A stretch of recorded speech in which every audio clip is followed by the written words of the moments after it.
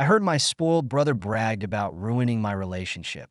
So, I finally learned to let go.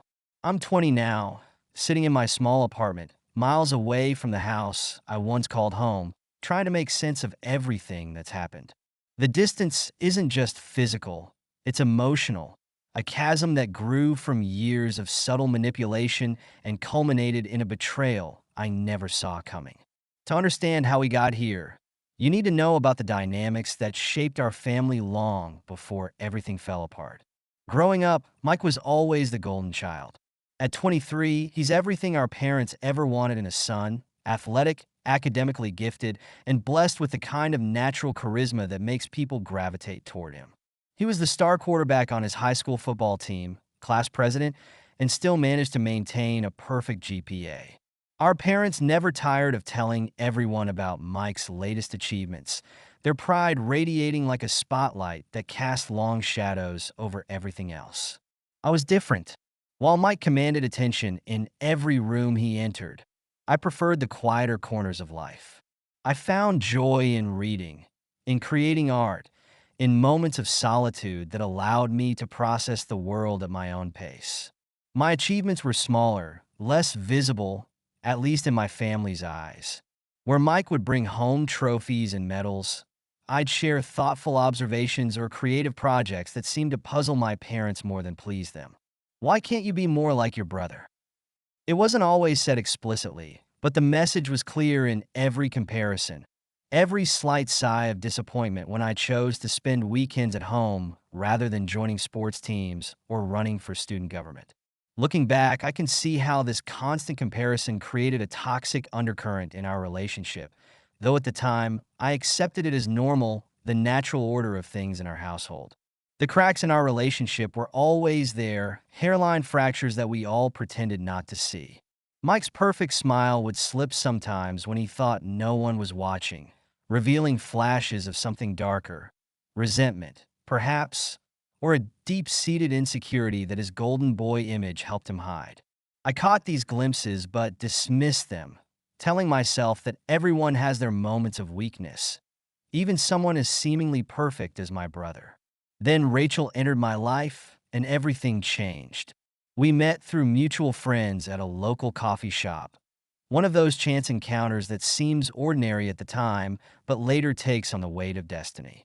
Rachel was different from anyone I'd ever met. She had this quiet confidence about her, an authenticity that didn't need to announce itself to the world. She was studying art history, and her eyes would light up when she talked about her favorite painters, the way different artistic movements reflected the souls of their eras. Our connection was immediate and profound. For the first time in my life, I felt truly seen and understood. Rachel didn't need me to be more outgoing, more athletic, more anything. She appreciated my introspective nature, the way I could sit in comfortable silence with her for hours, each of us absorbed in our own thoughts, yet perfectly in tune with each other.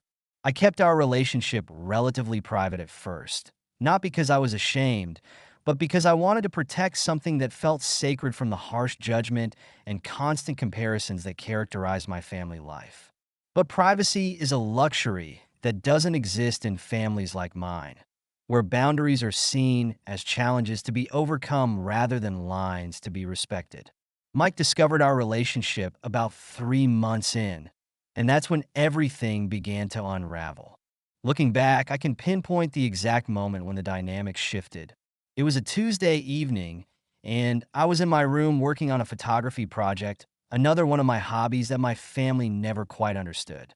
Mike barged in without knocking, something he'd always done, but that felt different this time.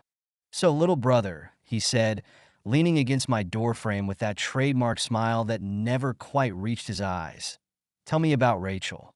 His tone was casual, but there was an undercurrent of something else, something that made my skin crawl. When I hesitated, his smile widened. "Come on, don't be shy. Show me some pictures. I want to see what kind of girl finally caught your attention." Reluctantly, I showed him a few photos on my phone. I watched his expression change as he swiped through them, the way his eyes narrowed slightly, the subtle tightening of his jaw. "She's really cute," he said, finally handing back my phone. I didn't expect that. Lucky guy. The words were complimentary, but his tone made them feel like a threat. What followed was a slow-motion car crash that I could see coming, but was powerless to stop. Mike began following Rachel on social media, liking her posts, leaving comments that seemed innocent enough on the surface, but carried subtle undertones that made her uncomfortable. He'd show up at places he knew we might be, playing it off as coincidence while inserting himself into our time together. The real betrayal, though, ran deeper than these surface-level intrusions. While Rachel and I were going through a rough patch, partly due to the strain of Mike's constant hovering presence, he had been actively working to undermine our relationship. He sent late-night texts, carefully crafted to seem supportive while planting seeds of doubt. "I know my brother can be difficult to understand sometimes," he'd write, "or it's okay to admit if you're having doubts. I'm here if you need someone to talk to." I discovered the extent of his manipulation one evening when I overheard him talking to a friend on the phone. "She's definitely fair game," he was saying, laughing. "My brother's too caught up in his own world to keep someone like her interested. It's just a matter of time." The casual cruelty of his words, the way he discussed my relationship as if it were a game he was planning to win, made me physically sick. The confrontation that followed was explosive. I burst into his room, demanded to know what he thought he was doing. His response was chilling in its casualness. "It's not like you were going to marry her," he said, shrugging. "You're always so focused on your own little world, your art, your deep thoughts. I just thought I'd show her what it's like to be with someone who actually knows how to live." That moment crystallized everything: the years of competition, the resentment that had been simmering beneath the surface, the way Mike had never seen me as a brother to protect, but as a rival to defeat. The realization that our entire relationship had been built on his jealousy and my naive trust felt like a physical blow. When I turned to our parents for support, their response was perhaps even more devastating than Mike's betrayal. My mother, always the peacekeeper, tried to smooth things over. "Boys will be boys," she said, as if we were children fighting over a toy rather than dealing with a fundamental breach of trust. My father was more direct in his dismissal. "You're overreacting," he told me. "This is just how brothers compete. It builds character." Their response showed me that the problem went beyond Mike. It was deeply rooted in our family's inability to acknowledge emotional harm or hold anyone accountable for their actions. The perfect family image they'd worked so hard to maintain was more important than the actual well-being of their children. Cutting ties with Mike was both the hardest and easiest decision I've ever made. Hard because it meant acknowledging that the brother I thought I had never really existed, that years of memories were tainted by an underlying current of manipulation I'd been too naive to see. Easy because once I saw the truth, continuing to pretend was no longer an option. The year that followed was a journey into the depths of myself.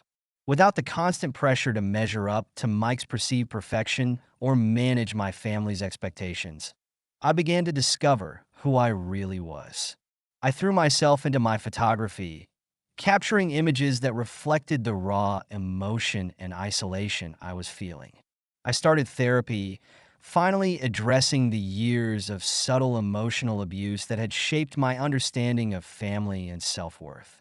Rachel and I eventually went our separate ways. The strain of everything that had happened proved too much for our young relationship. But we parted with mutual respect and understanding, both of us having learned important lessons about trust, boundaries, and the courage it takes to walk away from toxic situations. The healing process hasn't been linear. There are still days when I question everything, when the weight of familial expectations and the ghost of what could have been threatened to pull me under. But I've found strength in unexpected places, in friends who became family, in mentors who offered guidance without judgment, in my own capacity for resilience. When my parents reached out after a year of silence, I agreed to meet them with clear boundaries and no illusions. Their apology, focused more on misunderstandings than actual accountability, confirmed what I'd come to understand. True healing would have to come from within myself. not from their acknowledgement of the harm done. The conversation with them was both enlightening and disappointing.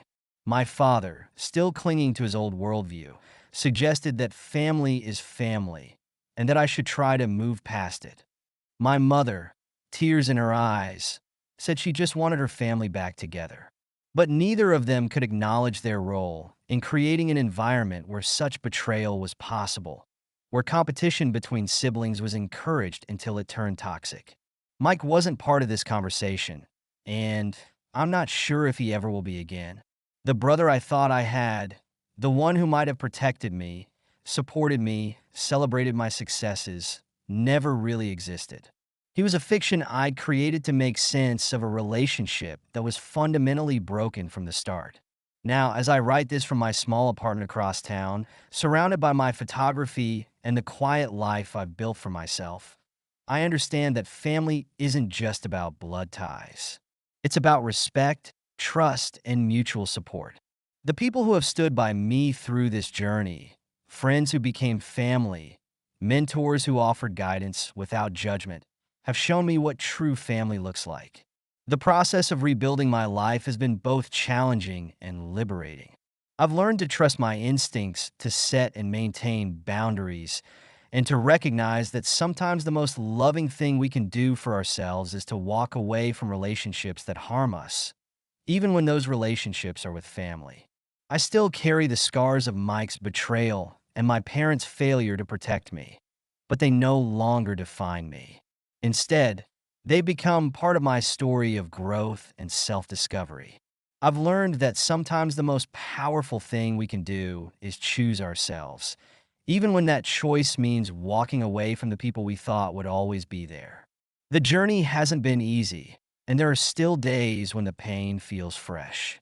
But I've found strength in my boundaries, wisdom in my choices, and peace in knowing that I'm building a life based on authentic connections rather than obligatory ones. While I don't know what the future holds regarding my relationship with Mike or my parents, I know that I'm stronger for having stood up for myself and chosen my own well-being over family expectations. This experience has taught me that true growth often comes from our deepest wounds, and that sometimes the family we choose is more valuable than the one we're born into. It's a lesson I never wanted to learn, but one that has shaped me into someone stronger, wiser, and more authentic than I might have otherwise become. As I continue to build my life on my own terms, I carry with me the understanding that healing isn't about forgetting or even necessarily forgiving. It's about growing beyond the pain and using it as a foundation for something better. My story isn't just about betrayal. It's about recovery, resilience, and the courage to choose a different path, even when that path leads away from everything we once thought was unshakable. Thank you so much for listening to my story. If you have any thoughts, I'd love to hear them, so please leave a comment. Don't forget to like and subscribe if you want more stories like this one.